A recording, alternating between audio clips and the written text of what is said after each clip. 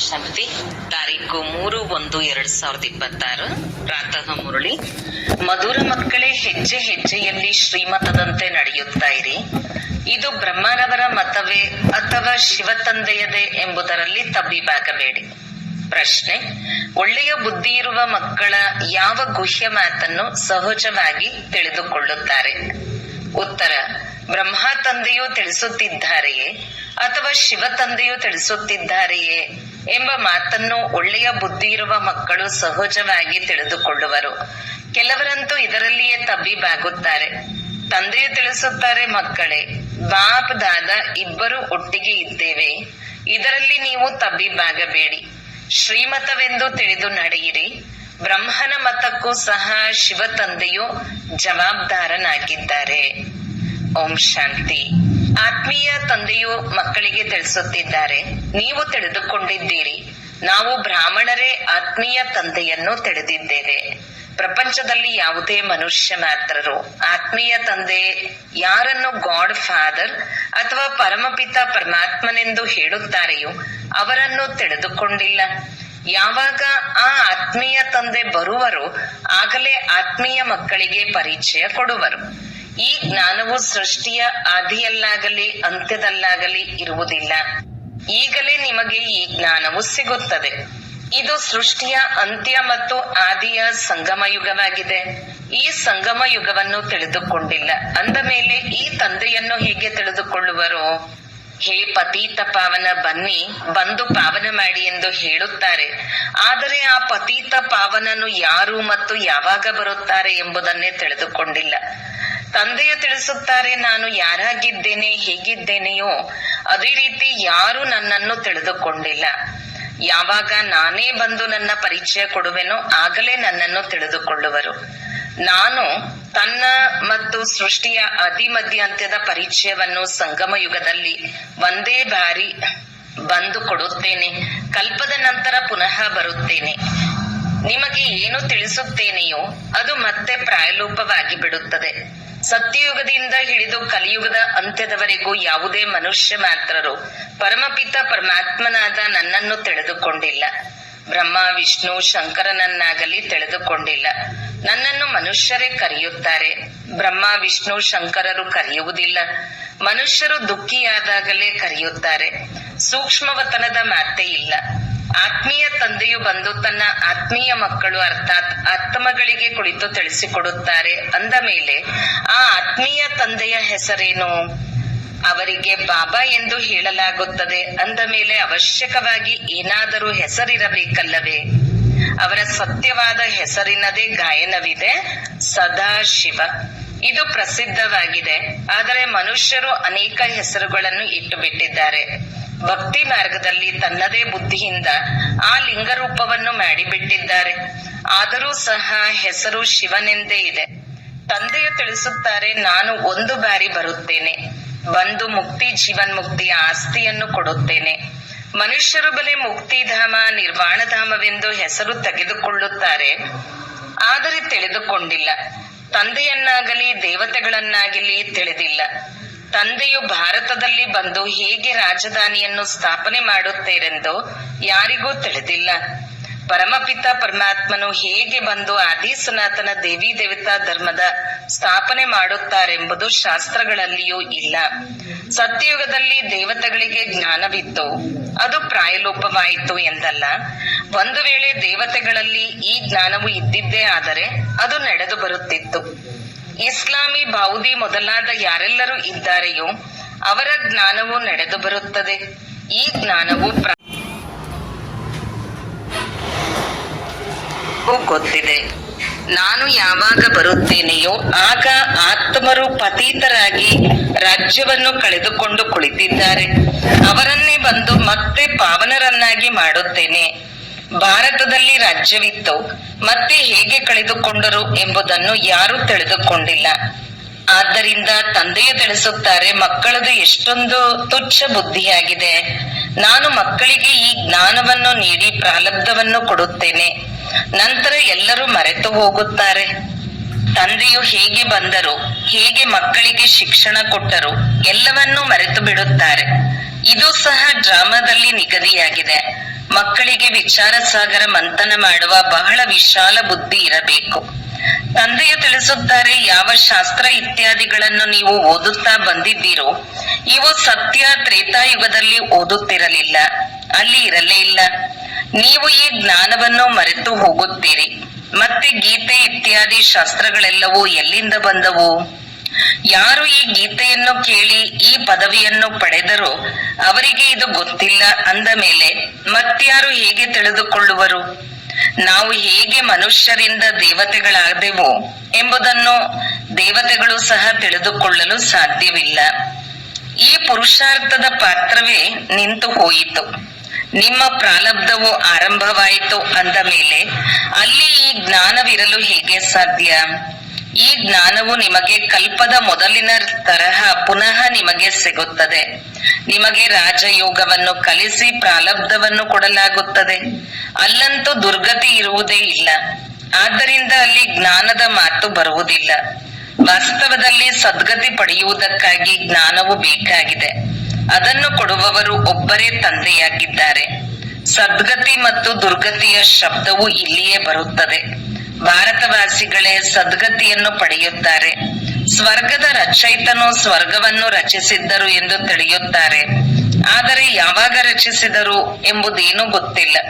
ಶಾಸ್ತ್ರಗಳಲ್ಲಿ ಲಕ್ಷಾಂತರ ವರ್ಷಗಳೆಂದು ಬರೆದು ಬಿಟ್ಟಿದ್ದಾರೆ. ತಂದೆಯು ತಿಳಿಸುತ್ತಾರೆ, ಮಕ್ಕಳೇ, ನಾನು ಪುನಃ ಜ್ಞಾನವನ್ನು ಕೊಡುತ್ತೇನೆ. ಮತ್ತೆ ಈ ಜ್ಞಾನವು ಸಮಾಪ್ತಿಯಾಗುತ್ತದೆ, ಭಕ್ತಿಯು ಪ್ರಾರಂಭವಾಗುತ್ತದೆ. ಅರ್ಧಕಲ್ಪ ಜ್ಞಾನ, ಅರ್ಧಕಲ್ಪ ಭಕ್ತಿಯಾಗಿದೆ. ಇದನ್ನು ಸಹ ಯಾರೂ ತಿಳಿದುಕೊಂಡಿಲ್ಲ. ಸತ್ಯಯುಗದ ಆಯಸ್ಸು ಲಕ್ಷಾಂತರ ವರ್ಷಗಳೆಂದು ಹೇಳಿದ್ದಾರೆ ಅಂದ ಮೇಲೆ ಹೇಗೆ ಅರ್ಥವಾಗಬೇಕು? 5,000 ವರ್ಷಗಳ ಮಾತನ್ನು ಸಹ ಮರೆತು ಹೋಗಿದ್ದಾರೆ ಅಂದ ಮೇಲೆ ಲಕ್ಷಾಂತರ ವರ್ಷಗಳ ಮಾತನ್ನು ಹೇಗೆ ತಿಳಿದುಕೊಳ್ಳಲು ಸಾಧ್ಯ? ಏನನ್ನೂ ತಿಳಿದುಕೊಂಡಿಲ್ಲ. ತಂದೆಯು ಎಷ್ಟು ಸಹಜವಾಗಿ ತಿಳಿಸುತ್ತಾರೆ, ಕಲ್ಪದ ಆಯಸ್ಸು 5,000 ವರ್ಷಗಳಾಗಿವೆ. 4 ಯುಗಗಳ ಅವಧಿಯು ಸಮನಾಗಿ 1250 ವರ್ಷಗಳಾಗಿದೆ. ಬ್ರಾಹ್ಮಣರದ್ದು ಇದು ಅಧಿಕ ಯುಗವಾಗಿದೆ. ಆ 4 ಯುಗಗಳಿಗಿಂತ ಬಹಳ ಚಿಕ್ಕದಾದ ಯುಗವಾಗಿದೆ ಅಂದಾಗ ತಂದೆಯು ಭಿನ್ನ ಭಿನ್ನ ರೂಪದಿಂದ ಹೊಸ ಹೊಸ ಮಾತುಗಳನ್ನು ಮಕ್ಕಳಿಗೆ ಸಹಜವಾಗಿ ತಿಳಿಸುತ್ತಿರುತ್ತಾರೆ. ನೀವೇ ಧಾರಣೆ ಮಾಡಿಕೊಳ್ಳಬೇಕಾಗಿದೆ. ನೀವೇ ಪರಿಶ್ರಮ ಪಡಬೇಕು. ಡ್ರಾಮಾನುಸಾರ ಏನನ್ನು ತಿಳಿಸುತ್ತಾ ಬಂದಿದ್ದೇನೆಯೋ ಆ ಪಾತ್ರವು ನಡೆಯುತ್ತಾ ಬರುತ್ತದೆ. ಏನನ್ನು ತಿಳಿಸಬೇಕಾಗಿತ್ತೋ ಅದನ್ನೇ ಇಂದು ತಿಳಿಸುತ್ತಿದ್ದೇನೆ. ಸಮಯಕ್ಕನುಸಾರವಾಗಿ ಇದು ಎಮರ್ಜ್ ಆಗುತ್ತಾ ಇರುತ್ತದೆ. ನೀವು ಕೇಳುತ್ತಾ ಹೋಗುತ್ತೀರಿ. ನೀವೇ ಧಾರಣೆ ಮಾಡಬೇಕು ಮತ್ತು ಮಾಡಿಸಬೇಕಾಗಿದೆ. ನಾನಂತೂ ಧಾರಣೆ ಮಾಡಬೇಕಾಗಿಲ್ಲ. ನಿಮಗೆ ತಿಳಿಸುತ್ತೇನೆ, ಧಾರಣೆ ಮಾಡಿಸುತ್ತೇನೆ. ನಾನು ಆತ್ಮನಲ್ಲಿ ಪತಿತರನ್ನು ಪಾವನ ಮಾಡುವ ಪಾತ್ರವಿದೆ. ಕಲ್ಪದ ಹಿಂದೆ ಏನನ್ನು ತಿಳಿಸಿದ್ದೇನೋ ಅದೇ ಹೊರ ಬರುತ್ತಿರುತ್ತದೆ. ಏನನ್ನು ತಿಳಿಸಬೇಕೆಂದು ನಾನು ಮೊದಲೇ ವಿಚಾರ ಮಾಡುವುದಿಲ್ಲ. ಬಲೆ ಈ ಬ್ರಹ್ಮನ ಆತ್ಮವು ವಿಚಾರ ಸಾಗರ ಮಂಥನ ಮಾಡುತ್ತದೆ. ಇವರು ವಿಚಾರ ಸಾಗರ ಮಂಥನ ಮಾಡಿ ತಿಳಿಸುತ್ತಾರೆಯೇ ಅಥವಾ ತಂದೆಯು ತಿಳಿಸುತ್ತಾರೆಯೇ? ಇವು ಬಹಳ ಗುಹ್ಯವಾದ ಮಾತುಗಳಾಗಿವೆ. ಇದರಲ್ಲಿ ಬಹಳ ಒಳ್ಳೆಯ ಬುದ್ಧಿ ಬೇಕು. ಯಾರು ಸರ್ವೀಸಿನಲ್ಲಿ ತತ್ಪರರಾಗಿರುವರೋ ಅವರಿಗೆ ವಿಚಾರ ಸಾಗರ ಮಂಥನ ನಡೆಯುತ್ತಿರುವುದು. ವಾಸ್ತವದಲ್ಲಿ ಕನ್ಯೆಯರು ಬಂಧನ ಮುಕ್ತರಾಗಿರುತ್ತಾರೆ. ಅವರು ಈ ಆತ್ಮಿಕ ವಿದ್ಯೆಯಲ್ಲಿ ತೊಡಗಬೇಕು. ಬಂಧನವಂತೂ ಯಾವುದೂ ಇಲ್ಲ. ಕುಮಾರಿಯರು ಬಹಳ ಚೆನ್ನಾಗಿ ಅನ್ಯರನ್ನು ಮೇಲೆತ್ತಬಹುದು. ಅವರಿಗೆ ಇರುವುದೇ ಓದಿಸುವುದು ಮತ್ತು ಓದುವುದು. ಕುಮಾರಿಯರು ಸಂಪಾದನೆ ಮಾಡಬೇಕೆಂಬ ಅವಶ್ಯಕತೆ ಇಲ್ಲ. ಕುಮಾರಿಯು ಒಂದು ವೇಳೆ ಬಹಳ ಚೆನ್ನಾಗಿ ಈ ಜ್ಞಾನವನ್ನು ತಿಳಿದುಕೊಂಡರೆ ಎಲ್ಲದಕ್ಕಿಂತ ಒಳ್ಳೆಯದು. ಬುದ್ಧಿವಂತರಾಗಿದ್ದರೆ ಈ ಆತ್ಮೀಯ ಸಂಪಾದನೆಯಲ್ಲಿಯೇ ತೊಡಗಿ ಬಿಡುವರು. ಕೆಲವರಂತೂ ಬಹಳ ಆಸಕ್ತಿಯಿಂದ ಲೌಕಿಕ ವಿದ್ಯೆಯನ್ನು ಓದುತ್ತಿರುತ್ತಾರೆ. ಆದರೆ ತಿಳಿಸುವುದೇನೆಂದರೆ ಇದರಿಂದೇನೂ ಲಾಭವಿಲ್ಲ. ನೀವು ಈ ಆತ್ಮೀಯ ವಿದ್ಯೆಯನ್ನು ಓದಿ ಸರ್ವಿಸ್ ನಲ್ಲಿ ತೊಡಗಿರಿ. ಇದರ ಮುಂದೆ ಆ ವಿದ್ಯೆಯೇನು ಪ್ರಯೋಜನಕ್ಕಿಲ್ಲ. ಅದನ್ನು ಓದಿ ಮತ್ತೆ ಗೃಹಸ್ಥ ವ್ಯವಹಾರದಲ್ಲಿ ಹೊರಟು ಹೋಗುತ್ತಾರೆ. ಗೃಹಸ್ಥಿ ಮಾತೆಯರಾಗಿ ಬಿಡುತ್ತಾರೆ. ಕನ್ಯೆಯರಂತೂ ಈ ಜ್ಞಾನದಲ್ಲಿ ತೊಡಗಬೇಕು. ಹೆಜ್ಜೆ ಹೆಜ್ಜೆಯಲ್ಲಿ ಶ್ರೀಮತದಂತೆ ನಡೆದು ಧಾರಣೆಯಲ್ಲಿ ತೊಡಗಬೇಕು. ಮಮ್ಮಾರವರು ಆರಂಭದಲ್ಲಿಯೇ ಬಂದರು ಮತ್ತು ಈ ವಿದ್ಯೆಯಲ್ಲಿ ತೊಡಗಿಬಿಟ್ಟರು. ಉಳಿದಂತೆ ಎಷ್ಟೊಂದು ಮಂದಿ ಕುಮಾರಿಯರು ಮಾಯವಾದರು. ಕುಮಾರಿಯರಿಗೆ ಬಹಳ ಒಳ್ಳೆಯ ಅವಕಾಶವಿದೆ. ಶ್ರೀಮತದಂತೆ ನಡೆದಿದ್ದೇ ಆದರೆ ಬಹಳ ಒಳ್ಳೆಯ ಪದವಿ ಇದೆ. ಇದು ಶ್ರೀಮತವೇ ಅಥವಾ ಬ್ರಹ್ಮರವರ ಮತವೇ ಎಂಬುದರಲ್ಲಿಯೇ ತಬ್ಬಿಬ್ಬಾಗುತ್ತಾರೆ. ಆದರೂ ಸಹ ಇದು ತಂದೆಯ ರಥ ಅಲ್ಲವೇ? ಇವರಿಂದ ಏನಾದರೂ ತಪ್ಪಾದರೂ ಸಹ ನೀವು ಶ್ರೀಮತದಂತೆ ನಡೆಯುತ್ತಾ ಇದ್ದಿದ್ದೇ ಆದರೆ ಸ್ವಯಂ ತಂದೆಯೇ ಅದನ್ನು ಸರಿಪಡಿಸುತ್ತಾರೆ. ಶ್ರೀಮತವು ಸಿಗುವುದೇ ಇವರ ಮೂಲಕ ಅಂದಾಗ ಸದಾ ತಿಳಿದುಕೊಳ್ಳಿ, ಶ್ರೀಮತವೇ ಸಿಗಲಿ ಅಥವಾ ಮತ್ತೇನೇ ಇರಲಿ, ಜವಾಬ್ದಾರನು ತಂದೆಯಾಗಿದ್ದಾರೆ. ಇವರಿಂದ ಏನಾದರೂ ಆದರೂ ಸಹ ಅದಕ್ಕೆ ನಾನು ಜವಾಬ್ದಾರನಾಗಿದ್ದೇನೆ ಎಂದು ಶಿವ ತಂದೆಯು ಹೇಳುತ್ತಾರೆ. ಡ್ರಾಮಾದಲ್ಲಿ ಈ ರಹಸ್ಯವು ನಿಗದಿಯಾಗಿದೆ. ಇವರನ್ನು ಸಹ ಸುಧಾರಣೆ ಮಾಡುತ್ತಾರೆ. ಆದರೂ ತಂದೆಯಲ್ಲವೇ? ಬಾಬ್ದಾದ ಇಬ್ಬರು ಒಟ್ಟಿಗೆ ಇದ್ದೇವೆ. ಆದ್ದರಿಂದ ಅನೇಕರು ಇದನ್ನು ಶಿವ ತಂದೆಯು ಹೇಳುತ್ತಾರೆಯೇ ಅಥವಾ ಬ್ರಹ್ಮರವರು ಹೇಳುತ್ತಾರೆಯೇ ಎಂದು ತಬ್ಬಿಬ್ಬಾಗುತ್ತಾರೆ. ಒಂದು ವೇಳೆ ಶಿವ ತಂದೆಯ ಮತ ಕೊಡುತ್ತಾರೆಂದು ತಿಳಿದುಕೊಳ್ಳುವುದಾದರೆ ಎಂದೂ ಅಲುಗಾಡುವುದಿಲ್ಲ. ಶಿವ ತಂದೆಯು ಏನು ತಿಳಿಸುವರೋ ಅದು ಸತ್ಯವೇ ಆಗಿದೆ. ಬಾಬಾ ತಾವೇ ನಮ್ಮ ತಂದೆ, ಶಿಕ್ಷಕ, ಸದ್ಗುರುವಾಗಿದ್ದೀರಿ ಎಂದು ನೀವು ಹೇಳುತ್ತೀರಿ ಅಂದ ಮೇಲೆ ಶ್ರೀಮತದಂತೆ ನಡೆಯಬೇಕಲ್ಲವೇ? ಏನು ಹೇಳಿದರೆ ಅದರಂತೆ ನಡೆಯಿರಿ. ಯಾವಾಗಲೂ ಶಿವ ತಂದೆಯು ಹೇಳುತ್ತಾರೆಂದೇ ತಿಳಿಯಿರಿ. ಅವರು ಕಲ್ಯಾಣಕಾರಿಯಾಗಿದ್ದಾರೆ. ಈ ಬ್ರಹ್ಮ ತಂದೆಯ ಜವಾಬ್ದಾರಿಯೂ ಸಹ ಅವರ ಮೇಲಿದೆ. ಅವರ ರಥ ಅಲ್ಲವೇ? ಇದು ಬ್ರಹ್ಮರವರ ಆದೇಶವೋ ಅಥವಾ ಶಿವ ತಂದೆಯದೋ ಗೊತ್ತಿಲ್ಲ ಎಂದು ಏಕೆ ತಬ್ಬಿಬ್ಬಾಗುತ್ತೀರಿ? ಶಿವ ತಂದೆಯ ತಿಳಿಸುತ್ತಾರೆಂದು ನೀವೇ ಏಕೆ ತಿಳಿದುಕೊಳ್ಳುವುದಿಲ್ಲ? ಶ್ರೀಮತವು ಏನು ಹೇಳಿದರೆ ಅದರಂತೆ ಮಾಡುತ್ತಾ ಇರಿ. ಅನ್ಯರ ಮತದಲ್ಲಿ ನೀವು ಬರುವುದಾದರೂ ಏಕೆ? ಶ್ರೀಮತದಂತೆ ನಡೆದಾಗ ಎಂದೂ ತೂಕಡಿಕೆ ಬರುವುದಿಲ್ಲ, ಆದರೆ ನಡೆಯುವುದಿಲ್ಲ. ಆದ್ದರಿಂದ ತಬ್ಬಿಬ್ಬಾಗುತ್ತಾರೆ. ತಂದೆಯು ತಿಳಿಸುತ್ತಾರೆ, ನೀವು ಶ್ರೀಮತದ ಮೇಲೆ ನಿಶ್ಚಯವನ್ನಿಡಿ, ಆಗ ನಾನು ಜವಾಬ್ದಾರನಾಗಿದ್ದೇನೆ. ನೀವು ನಿಶ್ಚಯವನ್ನೇ ಇಡುವುದಿಲ್ಲವೆಂದರೆ ನಾನು ಜವಾಬ್ದಾರನಲ್ಲ. ಯಾವಾಗಲೂ ತಿಳಿದುಕೊಳ್ಳಿ, ಶ್ರೀಮತದಂತೆ ನಡೆಯಬೇಕು. ಅವರು ಏನಾದರೂ ಹೇಳಲಿ, ಪ್ರೀತಿಯನ್ನಾದರೂ ಮಾಡಿ ಅಥವಾ ತಿರಸ್ಕಾರವನ್ನಾದರೂ ಮಾಡಿ, ನಾವು ನಿಮ್ಮ ಧರೆಯನ್ನು ಬಿಟ್ಟು ಹೋಗುವುದಿಲ್ಲ. ಇದು ತಂದೆಗಾಗಿ ಗಾಯನವಿದೆ. ಇದರಲ್ಲಿ ತಿರಸ್ಕಾರ ಮಾಡಿ ಒದೆಯುವ ಮಾತಂತೂ ಇಲ್ಲ. ಆದರೆ ಕೆಲವರಿಗೆ ನಿಶ್ಚಯ ಕುಳಿತುಕೊಳ್ಳುವುದೇ ಬಹಳ ಕಷ್ಟವಾಗುತ್ತದೆ. ಪೂರ್ಣ ನಿಶ್ಚಯವಾಗಿ ಬಿಟ್ಟರೆ ಕರ್ಮಾತೀತ ಸ್ಥಿತಿಯಾಗುವುದು. ಆದರೆ ಆ ಸ್ಥಿತಿಯು ಬರುವುದರಲ್ಲಿಯೂ ಸಮಯ ಬೇಕು. ಅದು ಅಂತ್ಯದಲ್ಲಿಯೇ ಆಗುವುದು. ಇದರಲ್ಲಿ ನಿಶ್ಚಯವು ಬಹಳ ಅಡೂಲವಾಗಿರಬೇಕು. ಶಿವ ತಂದೆಯಿಂದಂತೂ ಎಂದೂ ಯಾವುದೇ ತಪ್ಪಾಗಲು ಸಾಧ್ಯವಿಲ್ಲ. ಇವರಿಂದ ಆಗಬಹುದು. ಇವರಿಬ್ಬರು ಒಟ್ಟಿಗೆ ಇದ್ದಾರೆ. ಆದರೆ ನೀವು ನಿಶ್ಚಯವನ್ನಿಡಬೇಕು. ಶಿವ ತಂದೆಯು ನಮಗೆ ತಿಳಿಸುತ್ತಾರೆ, ಅದರಂತೆ ನಾವು ನಡೆಯಬೇಕಾಗಿದೆ. ಹೀಗೆ ತಂದೆಯ ಶ್ರೀಮತವೆಂದು ತಿಳಿದು ನಡೆಯುತ್ತಾ ಇರಿ. ಆಗ ಉಲ್ಟಾ ಇರುವುದು ಸಹ ಸುಲ್ಟ ಆಗಿಬಿಡುವುದು. ಕೆಲವೊಮ್ಮೆ ತಪ್ಪು ತಿಳಿವಳಿಕೆ ಆಗಿಬಿಡುತ್ತದೆ. ಶಿವ ತಂದೆ ಮತ್ತು ಬ್ರಹ್ಮ ತಂದೆಯ ಮುರುಳಿಯನ್ನು ಸಹ ಬಹಳ ಚೆನ್ನಾಗಿ ತಿಳಿದುಕೊಳ್ಳಬೇಕಾಗಿದೆ. ಇದನ್ನು ತಂದೆಯು ಹೇಳಿದರೆ ಅಥವಾ ಈ ಬ್ರಹ್ಮ ತಂದೆಯು ಹೇಳಿದರೆ ಎಂದು. ಈ ಬ್ರಹ್ಮರವರು ಮುರುಳಿಯ ಮಧ್ಯದಲ್ಲಿ ಮಾತನಾಡುವುದಿಲ್ಲ ಎಂದಲ್ಲ, ಆದರೆ ತಂದೆಯು ತಿಳಿಸಿದ್ದಾರೆ. ಬಲೆ ಈ ಬ್ರಹ್ಮರವರಿಗೂ ಏನು ಗೊತ್ತಿಲ್ಲವೆಂದು ತಿಳಿದುಕೊಳ್ಳಿ. ಶಿವ ತಂದೆಯೇ ಎಲ್ಲವನ್ನೂ ತಿಳಿಸುತ್ತಾರೆ. ಶಿವ ತಂದೆಯ ರಥಕ್ಕೆ ಸ್ನಾನ ಮಾಡಿಸುತ್ತೇನೆ. ಶಿವ ತಂದೆಯ ಭಂಡಾರದ ಸರ್ವಿಸ್ ಮಾಡುತ್ತೇನೆ. ಇಷ್ಟು ನೆನಪಿದ್ದರೂ ಸಹ ಬಹಳ ಒಳ್ಳೆಯದು. ಶಿವ ತಂದೆಯ ನೆನಪಿನಲ್ಲಿದ್ದು ಏನೇ ಮಾಡಿದರೂ ಸಹ ನೀವು ಅನೇಕರಿಗಿಂತ ಬಹಳ ತೀಕ್ಷ್ಣವಾಗಿ ಮುಂದೆ ಹೋಗಬಹುದು. ಮುಖ್ಯ ಮಾತು ಶಿವ ತಂದೆಯ ನೆನಪಾಗಿದೆ. ತಂದೆ ಮತ್ತು ಆಸ್ತಿ ಉಳಿದೆಲ್ಲವೂ ವಿಸ್ತಾರವಾಗಿದೆ. ತಂದೆಯು ಏನನ್ನು ತಿಳಿಸುತ್ತಾರೆಯೋ ಅದರ ಮೇಲೆ ಗಮನ ಕೊಡಬೇಕು. ತಂದೆಯ ಪತೀತ ಪಾವನ ಜ್ಞಾನ ಸಾಗರನಾಗಿದ್ದಾರಲ್ಲವೇ, ಅವರೇ ಪತೀತ ಶೂದ್ರರನ್ನು ಬ್ರಾಹ್ಮಣರನ್ನಾಗಿ ಮಾಡುತ್ತಾರೆ. ಬ್ರಾಹ್ಮಣರನ್ನೇ ಪಾವನರನ್ನಾಗಿ ಮಾಡುತ್ತಾರೆ, ಶೂದ್ರರನ್ನು ಮಾಡುವುದಿಲ್ಲ. ಇವೆಲ್ಲ ಮಾತುಗಳು ಯಾವುದೇ ಭಾಗವತ ಮೊದಲಾದವುಗಳಲ್ಲಿ ಕೆಲವು ಶಬ್ದಗಳಿವೆ. ಈ ರಾಧಾಕೃಷ್ಣರೇ ಲಕ್ಷ್ಮೀನಾರಾಯಣರಾಗಿದ್ದಾರೆ ಎಂಬುದು ಸಹ ಮನುಷ್ಯರಿಗೆ ತಿಳಿದಿಲ್ಲ. ಇದರಲ್ಲಿಯೇ ತಬ್ಬಿಬ್ಬಾಗುತ್ತಾರೆ. ದೇವತೆಗಳು ಸೂರ್ಯವಂಶಿ ಚಂದ್ರವಂಶಿಯವರಾಗಿದ್ದಾರೆ. ಲಕ್ಷ್ಮೀನಾರಾಯಣರ ರಾಜಧಾನಿ, ರಾಮ ಸೀತೆಯರ ರಾಜಧಾನಿ ತಂದೆಯು ತಿಳಿಸುತ್ತಾರೆ. ಭಾರತವಾಸಿ ಮಧುರ ಮಕ್ಕಳೇ, ನೆನಪು ಮಾಡಿಕೊಳ್ಳಿ, ಲಕ್ಷಾಂತರ ವರ್ಷಗಳ ಮಾತಿಲ್ಲ, ಇದು ನೆನ್ನೆಯ ಮಾತಾಗಿದೆ. ನಿಮಗೆ ರಾಜ್ಯವನ್ನು ಕೊಟ್ಟಿದ್ದೆನು, ಇಷ್ಟು ಅಪಾರ ಧನ ಸಂಪತ್ತನ್ನು ಕೊಟ್ಟೆನು, ಇಡೀ ವಿಶ್ವದ ಮಾಲೀಕರನ್ನಾಗಿ ಮಾಡಿದೆನು, ಮತ್ಯಾವುದೇ ಖಂಡವಿರಲಿಲ್ಲ. ನಂತರ ನಿಮಗೆ ಏನಾಯಿತು? ವಿದ್ವಾಂಸ, ಆಚಾರ್ಯ, ಪಂಡಿತರು ಸಹ ಈ ಮಾತುಗಳನ್ನು ತಿಳಿದುಕೊಂಡಿಲ್ಲ.